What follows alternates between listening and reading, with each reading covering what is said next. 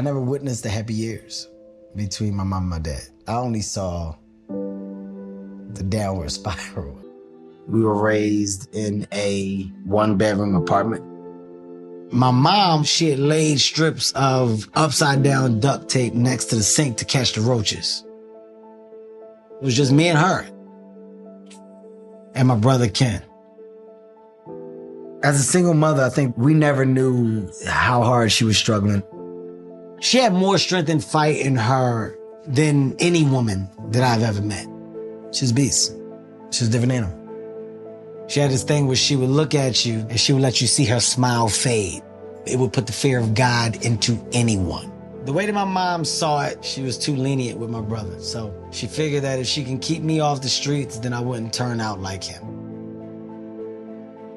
My dad was the coolest dad ever, man. It was the bad kind of cool. He was the guy that would, hey, Dad, is it okay if we go take that fire hydrant apart so we can play with the water? Go ahead. You know, it was a speedboat, and I asked my dad, can I drive the boat? He borrowed the boat from a friend. So the friend rented the boat. He borrowed the boat from the friend that rented the boat. So nobody has any ownership of this boat. I was like, Dad, can I drive the boat? He was like, go ahead. So basically, it's a speedboat. How old were you at that point? I was like 9. I was like 9 years old. My dad took me to the wrong camp and left me there. Oh my God. Left you there? Yeah, I just saw kids outside and I was like, this it. He's like, all right. He said, all right, I'll come get you later. My dad almost killed me one time. When I was younger, I couldn't swim. I didn't know how. My dad didn't believe me. Argued me down. We had a pool. I'm sitting on the side of the pool. I got my feet in the water. I'm playing, having a good time. My dad said, boy, you better stop playing, get in that water and swim. I said, Dad, I can't. I don't know how to swim. He said, you know how to swim. Get in that water and swim. That's no damn serious. Nobody ever told me how to swim. My dad picked me up, grabbed me, threw me in 7 feet. As soon as I hit the water, I started to die immediately. Woo! Woo! Woo! That's what my dad said. Hey, you better not drown. I said, what? I don't know how to stop it. I told my mom, this is what I want to do. My mom said, you know what? Kevin, she said, I'm not a dream killer. Her exact words, I'm not a dream killer. If you're telling me this is what you want to do, I'm going to let you do it. She said, you got a year. You got 1 year to prove to me that this is what you want to do and that you can support yourself. Wow. This is a crazy story. So like 6 months going by, it's at a point where, you know, I'm not really making money, but I'm loving it. I'm loving stand-up comedy. I'm making great relationships with comedians, comedy clubs. I haven't paid my rent in like a month. I'm like, Mom, you know, the rent, where's the rent at? She's like, are you reading your Bible?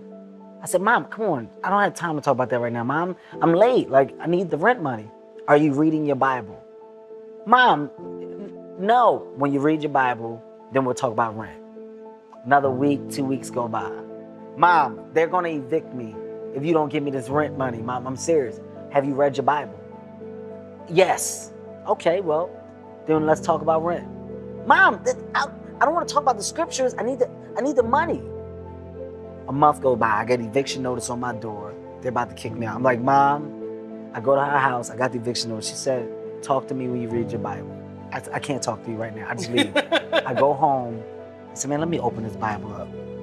Open the Bible up. 6 rent checks fall out. She put all my rent checks. Oh in the my Bible. goodness. She put all my rent checks. From that 6 months throughout the rest of the year, they were all there. Oh, I opened it up. my I felt like the goodness. biggest jerk ever.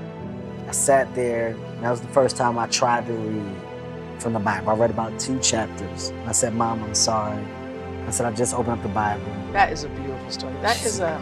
She said, I asked you to read it because you need to stay faithful along your journey. I said, okay. I said, I get it. Mom, I will.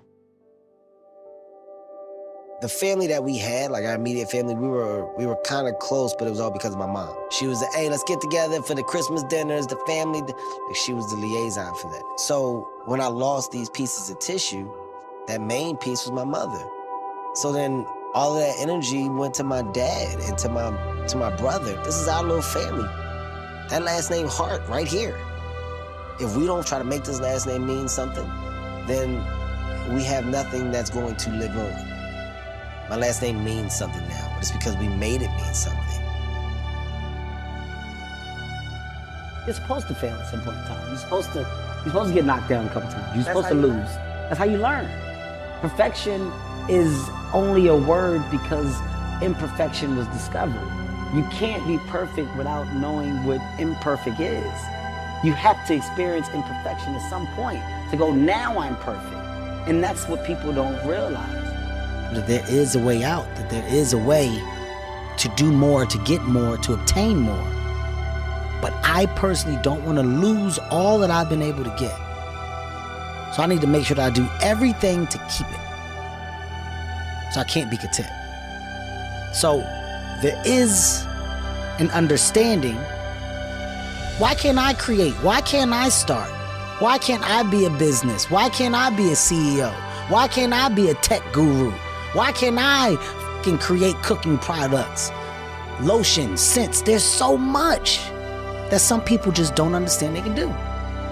Let me be a spark to show how many different, you don't have to do just one thing. When it's all said and done, my book is gonna be full of all the shit that Kevin Hart did. Because I never was content with doing just 1, 2, or 3. Why not? I'm genuinely happy. Discovery makes me happy. Like when you find different things to be excited about, it makes me happy. And it's weird when it clicks. In school, they used to tell you all the time, information is key. Read these books, there's so much knowledge. You're like, man, f that book. Got time to read that book, I want to go home. Goddamn Sonic the Hedgehog, I want to play. I'm at level 3, I ain't got time to read this book. The information and stuff that was forced down your throat, at a certain age, you just may not be receiving it correctly, but then it clicks. And you may gain information differently, and what you do with that information is up to you, but people have different roads they can go down. And now there's other things that my talent can take me to. I don't have all the knowledge and awareness, but I can align myself with people to do that can teach me. Because now, guess what? Learning is cool. It's 100% the reality, and it's weird how it happens. But when you go, oh my God, learning and knowledge is power. They used to tell me this when I was 10. And you're like, what? Yes. Nonsense. 10, 11 years old, I heard that shit all the time. Now I finally get it. What I had to understand was that you're not in competition with anybody but yourself.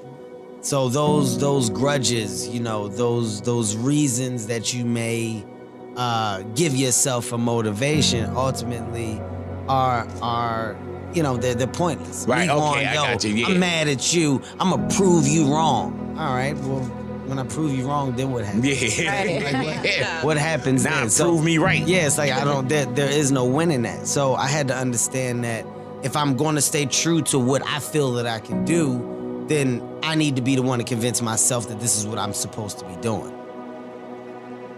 We're all writing a book. Your life is a book. You got a bunch of chapters in your book, but when they close that book, how good was the book? How good was your book? What was the ending to your book? If the ending to my book can be so amazing because of all that was done, what's your book look like?